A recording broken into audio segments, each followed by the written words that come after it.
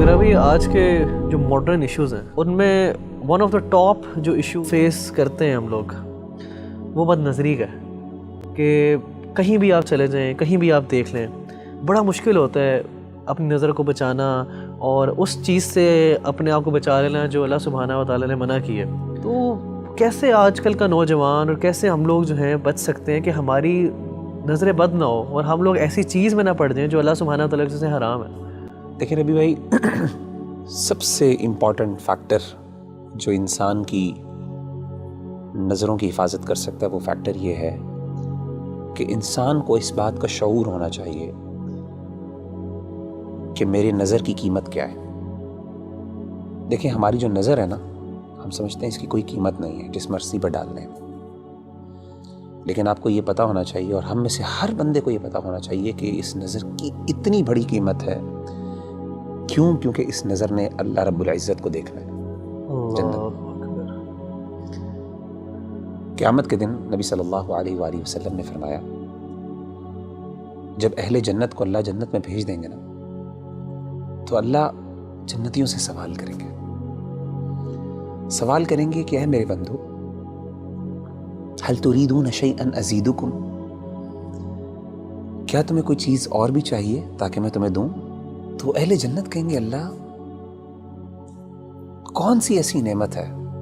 تو نے ہمارے چہروں کو سفید کر دیا جب لوگوں کے چہرے سیاہ تھے،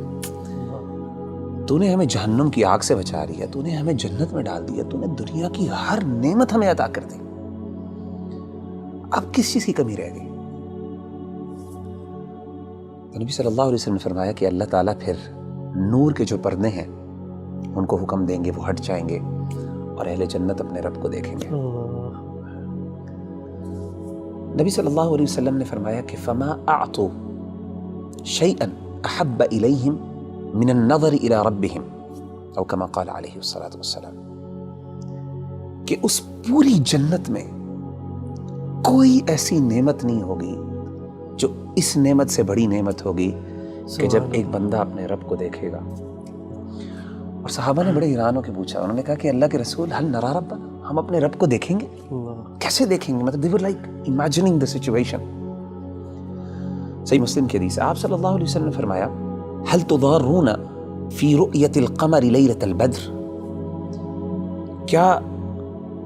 اندھیری رات میں جب 14ویں کا چاند نکلتا ہے،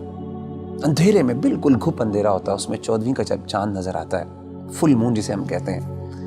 کیا آپ کو کبھی مشکل ہوئی ہے اس چاند کو دیکھتے ہوئے؟ اسی طریقے سے آپ نے پوچھا کیا سورج جب بادل نہیں ہوتے تو اس ٹائم سورج دیکھتے ہوئے کوئی مشکل لگتی ہے؟ انہوں نے کہا کہ نہیں، انکم ترون ربکم کذالک، اسی طریقے سے تم اپنے رب کو دیکھو گے۔ سبحان اللہ۔ تو میں سمجھتا ہوں کہ جب انسان کو یہ شعور ہو جائے نا اور اس کو یہ پتہ چل جائے کہ ان نظروں نے اللہ رب العزت کو دیکھنا ہے قیامت کے دن، اور ان کا شرف اور ان کا سٹیٹس اور مقام یہ ہے، تو کوئی بندہ یہ پسند نہیں کرے گا کہ جن نظروں نے اتنی پاکیزہ ذات کو دیکھنا ہے